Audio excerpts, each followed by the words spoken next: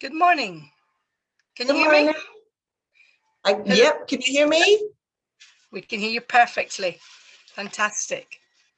Okay, hello and welcome to today's session. My name is Karen McDonald and I'm the Speaker Resource Coordinator for TESOL-SPAIN. On behalf of TESOL-SPAIN, I'd like to welcome you to Fiona Dunbar session on Let's Dance. Okay, just to check you're in the right room, but you can see the first slide and we are in the right room. We're in the best room. I'll be the moderator of the session. Please use the chat box if you have any problems.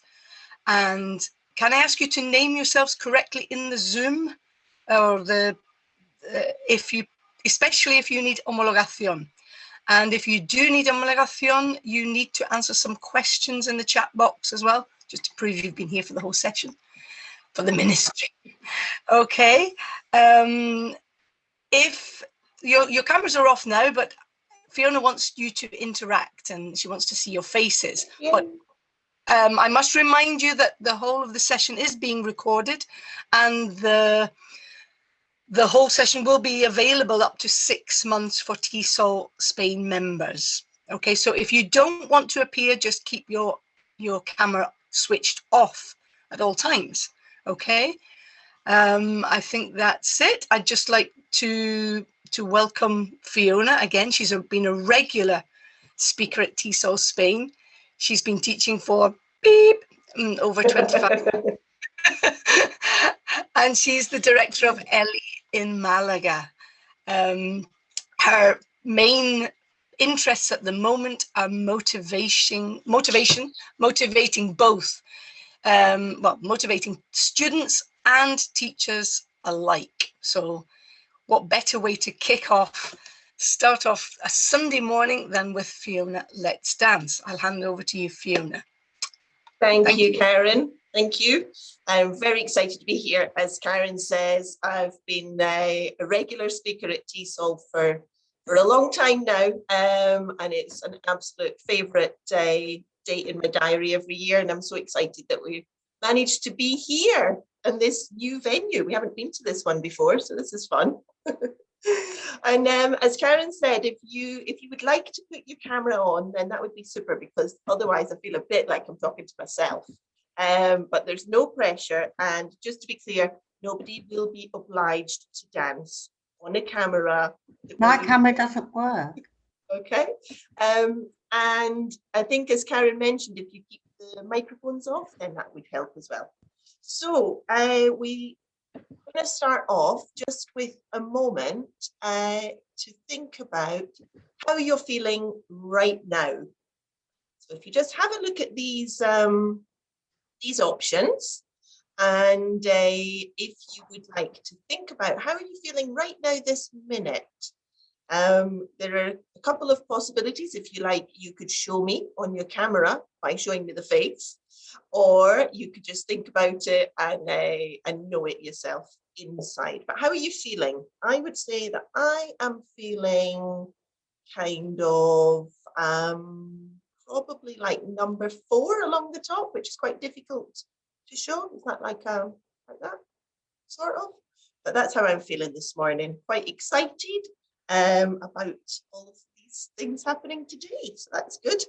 Now I did start off with a couple of polls. I think everybody had to answer about 3 questions to get into the room, which is my technical abilities. But one of the ones was, which song best describes your mood this morning? Now, I'm going to see if I can see the answers here. I can't see the answers to the poll, but that's fine. Karen, can you see the answers to that? Do you want me to read something out? Let's have a look. Can you see the answers to this poll, just to see how which song best describes people's mood this morning? Okay, which song? I've got 22 responses.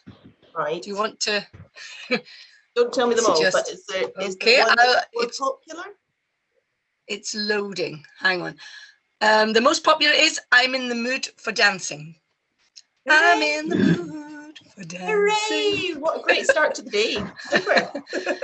In fact, yes, 8%. And I think that's the only one people have answered. But how can that be? Anyway, Brilliant. some people haven't answered. Wake me up before you go, but I answered it a bit earlier than anyone else. So that was mine. Okay, so how can dancing make you feel? Now, as Karen mentioned this morning, we're going to be talking about dancing and also, of course, about teaching and motivation. But just for a minute, how do you think dancing can make you feel? Generally, would you say it makes you feel positive vibes or negative vibes? If you've got your camera on, you can maybe show me if you think it's... Sorry, my camera doesn't work. Positive or negative? Few thumbs up there. Yeah, okay. I think generally speaking, most people would say that dancing makes you feel positive. So some of the things that people say, experts, shall we say, about dancing is that it decreases anxiety. I think that's a positive, especially in this world we're in just now. Increases self-esteem. It's refreshing and it can be relaxing. And I would agree with all of these. I think it's definitely something that it makes us feel a lot of different positive emotions. It releases, I think the different chemicals were DOSE, which was dopamine, something else, serotonin, and something endorphins, which is all very positive. And so that's a good reason to be dancing. Now, I'm just going to show you, if I can, a little video. And I want you to think about how you'd feel if you were in this video. Okay, now bear with me. I'm going to share a different screen. Okay. Okay, so how would you feel?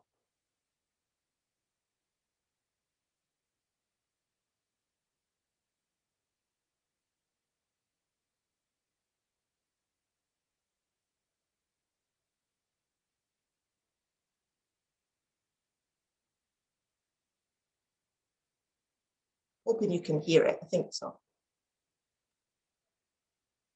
Well, the next dance tonight, everybody, is called the Dashing White Sergeant.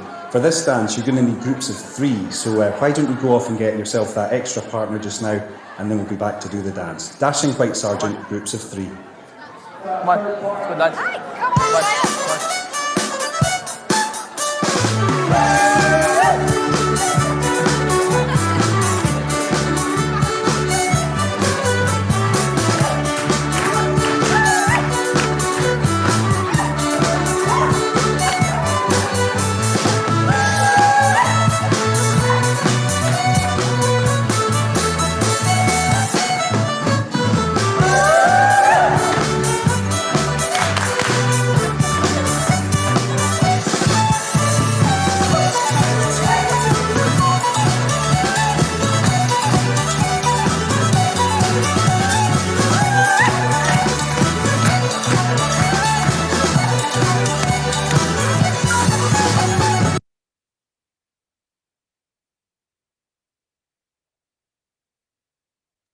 Okay, I'm wondering how that would make people feel. Would it make you feel positive? Make you great. That negative? Was great. A little bit nervous, maybe, depending, I think, a little bit on your situation. I think there's a few possibilities there. And so, yeah, that's obviously a Kaylee. You may have noticed that Karen and I are fellow Scots. So from in Scotland, that's obviously quite a typical dance at weddings and so on. That one's called the Dashing White Sergeant. And I'm just thinking about how that would make you feel. And I think if you don't know what you're doing, there's a few possibilities. Maybe it could make you feel a little bit of increased anxiety. Could it make you feel a little bit of decreased self-esteem, maybe? You know, it can be pretty stressful if you're dragged into a ceilidh and you don't know how to do the dance. I think if you do know what you're doing, you can feel very safe, very secure. you really feel like part of the group. I've lived in Spain for longer than I ever lived in Scotland, but whenever I do join in one of those dances, it really makes me feel like I'm part of something, you know. And if you're not, then it could make you feel a little bit exposed. It could make you feel a bit excluded. I think it's one of those situations where people don't always feel the most relaxed, you know. And so then, let's see. And so I think it's just worth thinking about the kind of different ways that people might feel. This is an example from the later part of my life. All of us from Andalusia and many others, I'm sure, will recognize this as Sevillanas, which is typical dance which we do in Andalusia for any kind of feria or celebration. Again, it's typical at weddings. And in a similar way to the ceilidh, you need to know how to do it. You can't just improvise. It's not a dance for improvising. It's a dance where you have to know how to do it, follow the steps, and dance with another person who also knows what they're doing and follows the steps. And of course, when I first moved to Andalusia many moons ago, I had absolutely no idea how to do this. And every person who lives in Andalusia from childhood knows exactly how to do it. So you go to a party or a feria and suddenly everybody's having a fabulous time and you can't do it. You can't do it. You're unable to join in. And so what do? Well, you either just stop going to those things, or you sit and watch, or you get motivated and you go away and you learn how to do it, which I did for a while. I used to live in Seville before I moved here to Malaga, and I did Sevillanas classes for a number of years. I'm fairly sure I never looked as glamorous as these ladies, but I did manage to get myself that I could put on my traje flamenca, and I knew the steps and I knew how to do the dance and I could join in, and it really did make me feel like part of the group, and all those things, increased self-esteem and relaxed, and it was great fun. I don't know if I'd try it now. It's been a few years, but it's, you know, it's just another possibility. Now, if anybody wants to go away and learn the Dashing White Sergeant, here are the very easy and accessible steps. You just have to follow these and remember them quickly while everybody's dancing. But in fact, that web page, which I'll share later on in the chat, that web page is from the Scottish Tourist Board, where we saw the video. And in fact, it does have instructions for the dances. So anyone who's really keen to go away and learn some ceilidh dances should get on there. So where else might we want to feel these kind of feelings? Where else would we be feeling, hopefully, decreased anxiety, increased self-esteem, etc., part of the group? Well, hopefully in the classroom. You know, it's unfortunately life is not all spent at parties and dancing and ferias. Sometimes we're in the classroom, but these are definitely feelings and emotions that we want to be aiming towards if we want ourselves and our students to feel motivated and ready to learn, you know. And I think, as Karen mentioned at the beginning, I'm particularly interested in motivation at the moment. In this context, I think everybody's having difficult times, let's just say, and it's very important to stop and think about motivation for the students. In my case, for my team, I have a school year, and of course for myself, you know, we've got to get ourselves motivated too.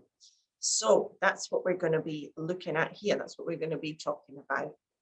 So motivation, we've got three things here. We've got the goal, the motivation, and the action.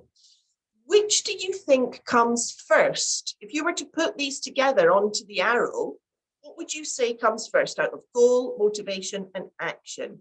Now, to avoid everybody talking at the same time, if you think it's the goal, then you should clap. I'll be able to see you clapping. If you think the goal comes first, then clap.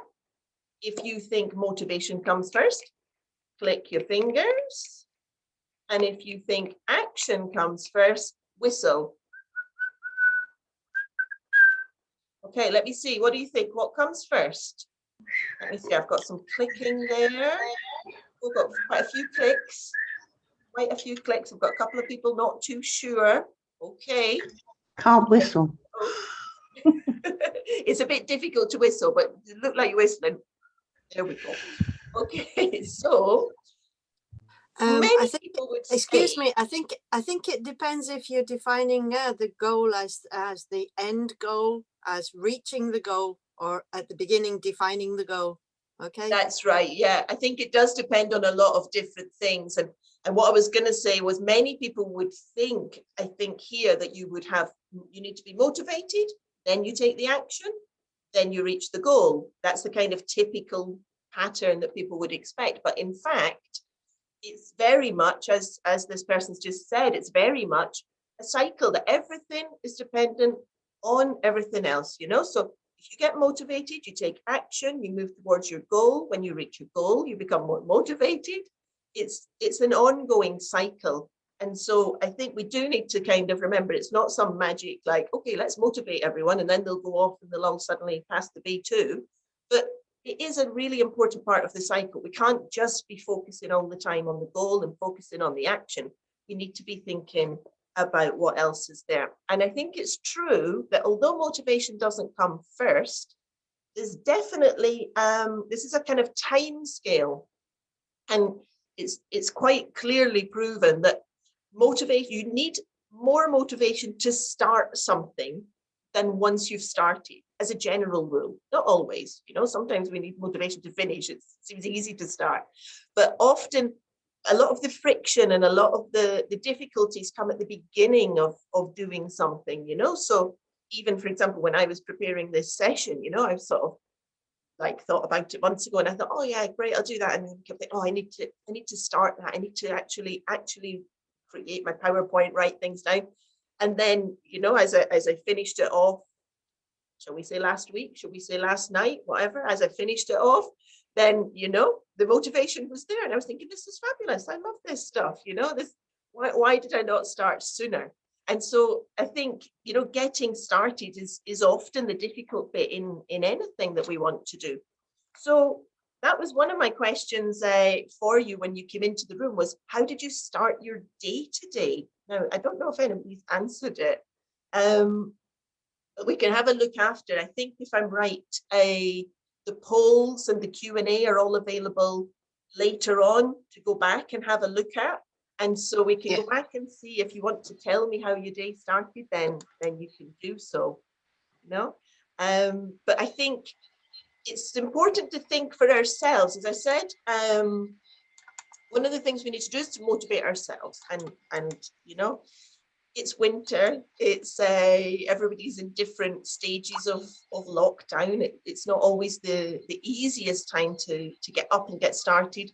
But thinking about how you start your day is really going to make a difference to how your day will then continue. The same as when we think about how we start our lessons, that's going to make a difference to how those lessons go on.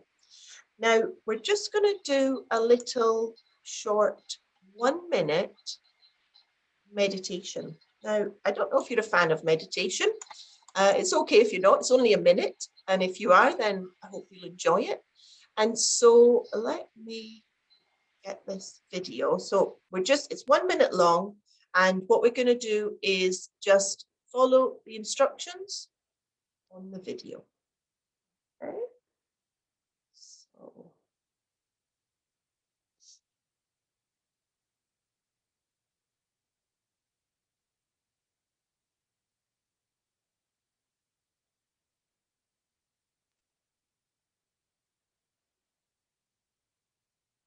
So sitting comfortably, just beginning with a nice big deep breath, breathing in through the nose and out through the mouth. So eyes open, a soft focus.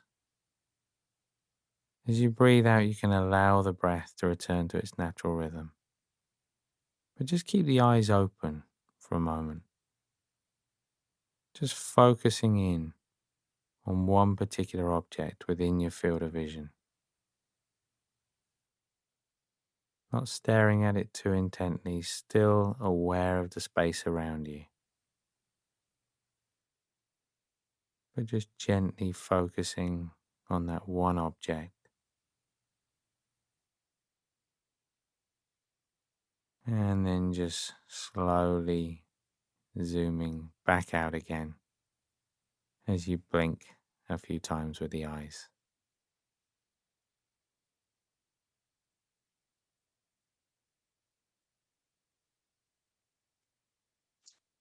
Okay, so that's our, I'm not doing an advert for Headspace by any means, but that's our little 1 minute meditation. And so my question to you now is,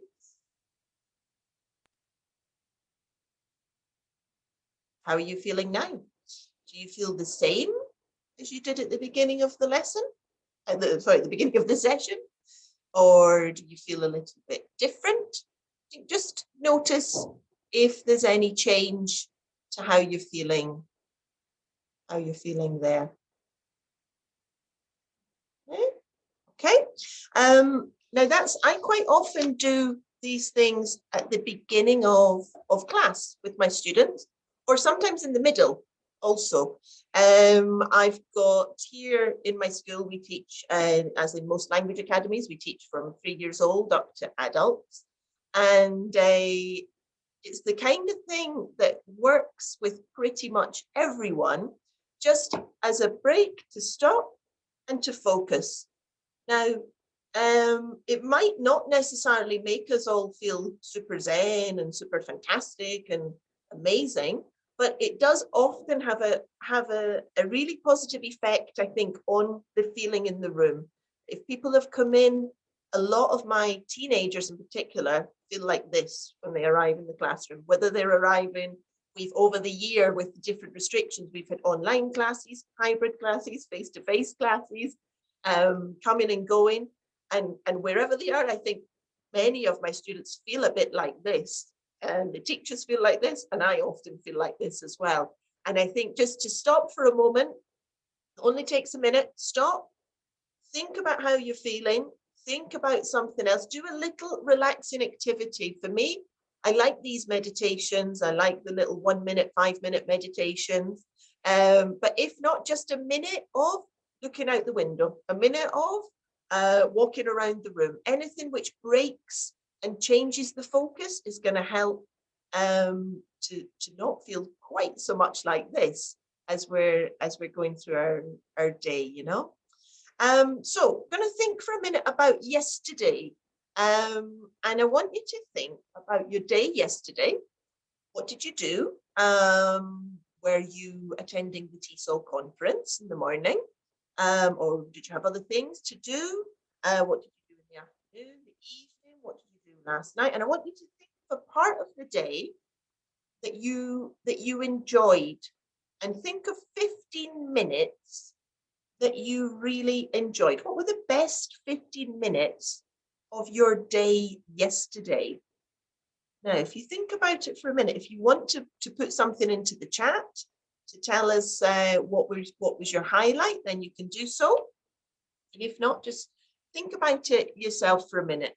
You can close your eyes if that helps you to think about your day yesterday.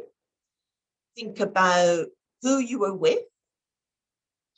Think about what time of day it was. Were you outside or inside? Was it dark or light, sunny, raining? What could you smell? What could you hear? What could you hear voices? What exactly was special about it? What can you pinpoint exactly what made the difference to that 15 minutes? Why it felt more positive than the rest of the day? Right. Now, as I say, if you want to put that into the chat, you'd be welcome to do so. And if not, then think about it for yourself.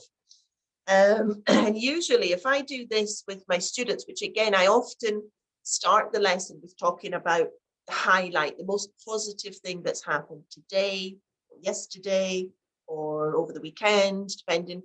And often, you know, the teenagers, the adults particularly, they kind of come in and they say nothing, absolutely nothing, nothing positive. It's been awful, it's been boring, We haven't done anything good. All I've done is go to school and be at home and not do anything fun. But I really push them to come up with something positive. You know, I say it's got to be the most positive. It doesn't matter if it wasn't amazing. It's the most positive part of your day. And actually, if you take the time and encourage people to focus in on it, they usually can find some point of the day where they felt good and where they enjoyed themselves, you know, whether it was in the break or having a laugh with friends or a phone call or a Zoom chat. There's usually a part of the day that actually was really fun and really enjoyable. And I think to go back and think about that and focus on it, again, it brings up a lot of those positive feelings that we get, the ones we talked about at the beginning, you know, when we're dancing. And so if you don't want to talk about the most best part of your day, then, you know, you can put other positive spins on it, the most productive, the happiest, the most relaxing, most interesting, the funniest. Think of a positive moment in the day. And I think when we do that with our students, and normally then in this situation, it's more complicated, but normally then you would compare with a partner, maybe share with the group if you wanted to, what was the highlight of your day. Then I think it really does kind of help to decrease that anxiety. It makes people feel part of the group. They're sharing this information with each other. And to take that time to focus on something positive, I think it's a great way to start off any classes, really. And so then, as we said, like often it's difficult to get started. We need the motivation at the beginning to kind of get ourselves going. But once we're going, there's a bit of perpetual motion that kicks in. But it doesn't go on forever. You don't just kind of get yourself motivated, start your class, and there you go, super, everybody's off we go. And one of the things which I've been looking at and thinking about a lot, we're not going to go into any detail on it at the moment,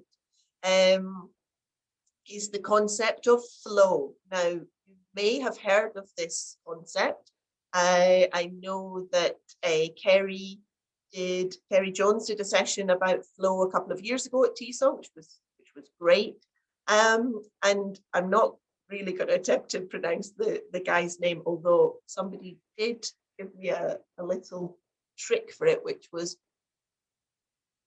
cheeks in my head, something like that. Can't quite remember. Anyway, as I said, I said I wasn't going to try, and I have tried, done it really badly. But this is this person here, shall we say, has the concept of flow, and it's the basic. I'll give you a very quick kind of summary of it. The basic concept is it's that moment when you're doing something and you're so lost in it and so much enjoying it that you don't really think about or focus on anything else, and very, very little effort is required to keep doing it. Now, the example there, I think, could be dancing. You know, we're not doing an awful lot of dancing. Well, I'm not doing much dancing these days, but a couple of weeks ago, I did have two friends who came round, and we danced. We did some dancing in our living room, and it was great. It was like the olden days of going out and dancing, and there was definitely that moment where nobody was thinking about, you know, okay, what am I going to do next, or I need to think about how I'm going to do this. It was sort of the opposite of learning Sevillanas or learning the Ceilidh. You weren't thinking about where you had to put your feet or what you had to do. You were just dancing. You were just enjoying it. And this same feeling is a feeling that we often get when we're involved in any kind of creative activity, which could be maybe, for example, like, as I say, when I was creating this session, I kind of got lost in it. I wasn't thinking, oh, is it time for lunch? Do I need to go and do that? I just was doing it and enjoying it. And so you're lost in it, and the motivation is there for itself because you're enjoying the activity. And so some of the kind of classic creative activities that we could do in the classroom would be poems, songs, drama, music, stories. And of course, there are also lots of things that we wouldn't more traditionally consider as creative activities which promote creative thinking, and activities where we're kind of using those parts of the brain. I think sometimes to come back to these kind of more classic, old classic activities can be a great way to get our students focusing on something and maybe get them into that flow. So I'm a great fan, for example, of poems. I've done poems in class in different ways for years. And I think, you know, it's just something where often the focus then is on the poem. The focus is not on third person simple or the, you know, getting your exam right. The focus is on the activity. And if we can do that and do these creative activities, then it's gonna help our students to feel that they're in this flow and feel that they're doing things differently, you know. Now, this is an example which I wanted to share with you, which is I like to do, you might have seen before, I've done with my students, often with the kids, they do a poem where they write their name and they have to think of some words to describe themselves, or they can do it for a partner. They can make a sentence, including the letter. And it's something I've done in class for years and years. And then a friend of mine from home, whose name is Kirsty, sent me this little poem, which her 11-year-old son had written for her at school. And I really liked it, particularly the last one. You know, if you've got a Y in your name, what adjective are you going to use to describe your mum? She's a bit yappy. And I have to say, my friend Kirsty is a bit yappy. She's also all those wonderful things that he says there, but she's a bit yappy. But it's a lovely activity to do with your students, where you can do all sorts of different levels. You know, if it's the young kids, they just maybe do the letters. They can think of a word that starts with that letter. They could draw the picture. If it's a higher level, teens or adults, then of course they can be creating more poetic and a bit more kind of sophisticated language. As I said, either sentences with the word down the middle or beginning always with the letter, you know. And this is the kind of classic where you choose adjectives to describe somebody, you know. Okay, so we've got another little video coming up. I'm just going to show you it for a minute or two. And as I said, the dancing is entirely optional. Right? So.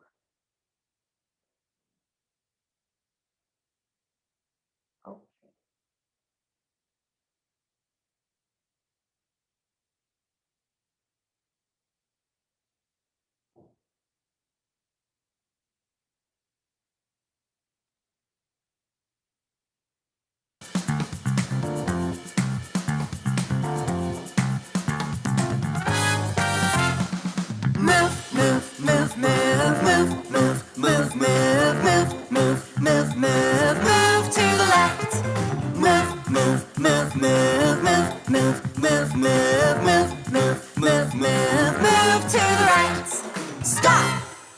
Raise your arms. Turn around. Wiggle your fingers. Now touch your head.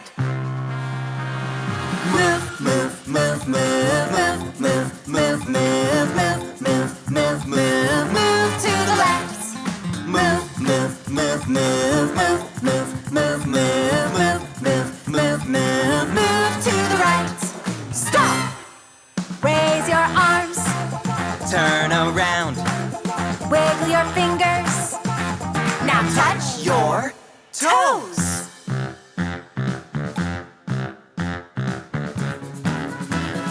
Move. Okay, I don't know. I wasn't looking at anybody's camera there. I don't know how many of you were raising your arms. I'm not sure. I would hope that a few of you were maybe wiggling those fingers, you know. Did it make you want to move a little bit, maybe? Whether you did or not, because you're on camera for TESOL-SPAIN, I don't know, but it certainly made me want to move. I didn't get up and dance, but I like those little songs. Obviously, that's one from Super Simple Songs that is one of the great sources of songs and action songs for kids. But why not do it with older people? You know, we're a little bit older here, from what I can see, a little bit older than the primary. And everybody wants to move now and again. Everyone wants to, and I think particularly if you are in an online class or in a hybrid class, taking a minute or two where people just have to physically move, then I think it makes all the difference. If you're in a face-to-face class, then the chances are, like we do here, you've got some restrictions of distancing and so on, you know, so even like my kiddies classes, my infants classes, we're not moving about as much as we always did or as much as we'd want to. But you can do that little dance in your chair, or you can stand up in your place, you can do it. If you're online, you can do it at home, everyone can do it together. And I think just physically stopping and moving, again, it's gonna break. It's the kind of cycle, that feeling, that picture we had of the head on the desk. Get them moving as much as you can. It could be little action videos like that, or even last year I had a group of teenagers, upper intermediate teenagers, and when we were in full confinement, then of course we were online. Nobody was allowed out the house for 7 weeks. And so we were online, and we had been doing in class before we went online, we've been doing some activities now and again of songs, you know, where they chose the song and they gave me the lyrics, and I did some kind of activity to do with the language. And we were doing, now and again, we would do a song that they had chosen. And so then what we started doing in the online class was we would, now and again, we'd do the song, and I would say, okay, put your cameras off, and we're just going to listen to the song. You can dance or not in your bedroom. Nobody will know. That's fine. And I'm pretty sure that a good few of them were getting up and dancing, because you could feel through the screen that different feeling when they came back, you know. And I think just a couple of minutes in the classroom or online, a couple of minutes to stop and move, it's gonna get a lot of those emotions that we were talking about earlier on going. And of course, it doesn't need necessarily to be dancing. It can be just moving in another way. Earlier on, when we did the activity about you had to decide what came first, of the motivation, the action, or the goal, then at that time I asked you to do the clicking the fingers, the clapping, or whistling.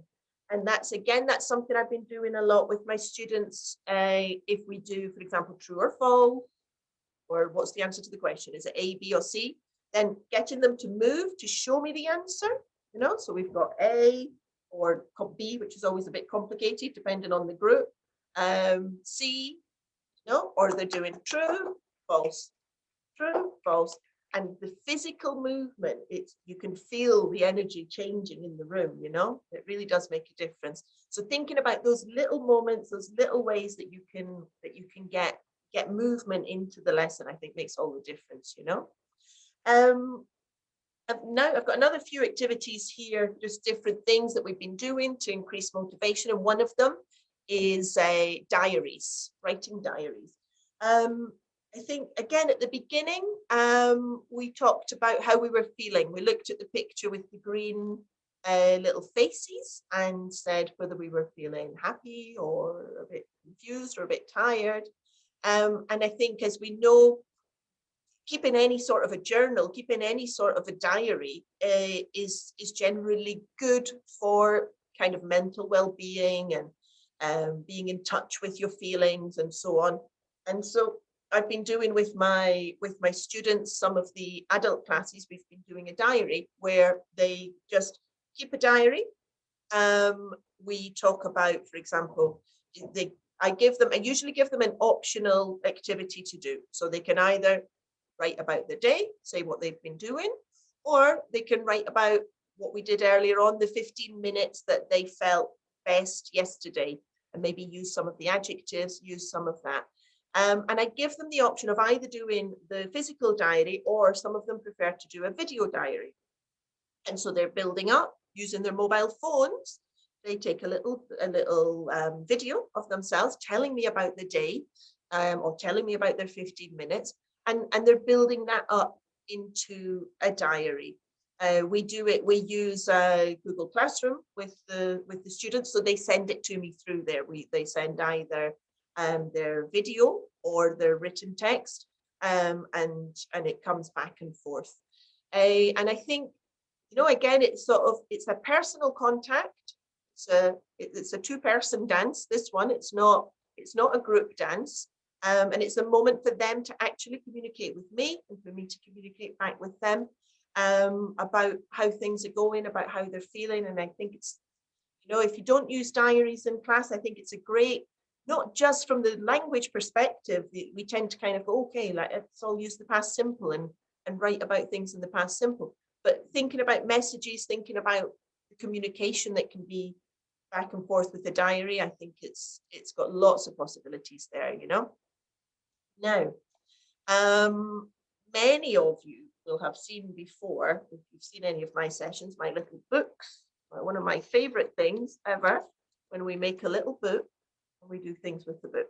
I'm going to show you very quickly how to make one if you haven't before. If you've got a piece of A4 paper, you can do it with me. If you haven't, you can come back and watch the video later. If you already know how to do it, then you can just sit back and relax for a moment. So you've got your A4 paper. And the first thing we do is we fold it in half. Okay, fold it in half this way. And it's important that the corners are together. And it's important to do the fold nice and strong. Okay. Now, with our half folded piece of paper, I'm going to take this bit and fold it up to the fold. It's kind of difficult to show you on the screen and fold it, because really I want to be pressing on the table, but hopefully you can see what I'm doing. Okay, so here we go. I've done like this, yeah. And now I'm going to go to the other side and I'm going to do the same on the other side. So again, I'm folding it up, edge to the fold. Okay, make the folds nice and neat, and then you should have it like this. Excellent. Wow, these girls are good. Super. Okay, now next bit we go and we fold. So we open up again here to half size, and we fold the other way. The other way like this. And back on itself. Okay, and then now this is the tricky bit. So I'm going back to my flappy bit here, and I've got a fold down the middle, and I'm going to very carefully tear down this fold. And then, as if by magic, I have a little book, and I can see that Maria Alonso has a book. I can see that Janet has a book. Sure, other people have got books. I can only see a few cameras. Okay, so there's your book. Brilliant. One of my favorite. I'm sure you've seen, if you've ever seen my sessions before, I almost always make a book, but I do love it. I love a book. And so we can make our little books. Creative activity. We've done some movement. Making a book is moving. And then this is also my favorite activity to do with a book. We can do whatever we want here. We can write our poems in it. We can write our little diary in it. If it's if it's a very small diary, write your diary in it. And this is my favorite one here. This is making a book of things you're really good at. And so this is the thing I always do with my primary students. We make a book. We think of things we're good at. And on the front, we say what we're really good at. And then we go through and each page tells us something that we're good at. Okay. And what I really like about it is that often the students who are not that brilliant at English are really good at other stuff. Maybe they're really creative, like this. I always use this particular example. It's from years ago now. These kids, I think, are now in my B2 class, but at this point they were like 7 or 8. And they, you know, the one that's done the I'm really good at, she's not very good at spelling, but she's really quite good at colouring in and making it look great. So I do believe she's good at art, you know, that's her forte. Other people are good at English, and so maybe theirs don't look so good, but they're great, you know. And so the thing I like about it then is this chance for the people to show what other strengths they have, what other things they're good at. Karen, were you going to say something? 1 minute left. Oh, really? Right, my clock must be slow. Okay, okay, super. Okay, so let's whiz through then. We've got some pen pals, another activity to do all together, giving the students some choice about what they want to do, another way to make them feel part of the group. And this is my final little bit of music, which is in fact only a minute long. So this is a little, I think Kylie Minogue at this point had a bit of a crystal ball. So we're just going to listen to the last bit and see what Kylie had to say to us, okay? Let's see.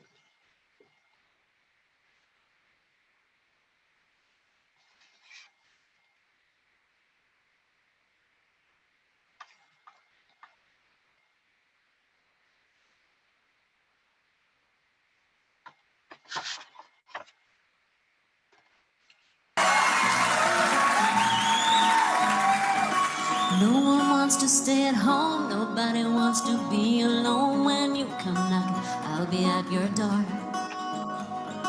I don't ever wanna stop, I'm gonna give it all I got. And when they ask me, who could ask for more? Can't stand still, won't slow down. When I go out, I wanna go out dancing.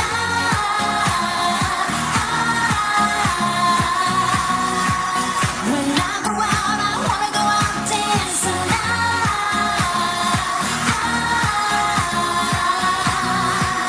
I wanna go out dancing.